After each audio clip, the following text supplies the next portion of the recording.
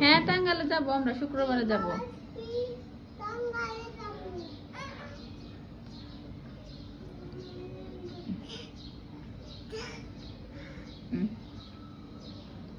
আসনে বললেন, একজনে সব ফালাইছে, আপনি আসনে বললেন। ও বাবা আদন করে গো, বাবা আদন করি গো। ও বাবা আপনি আদন করে বালিশ রে, দেখছো?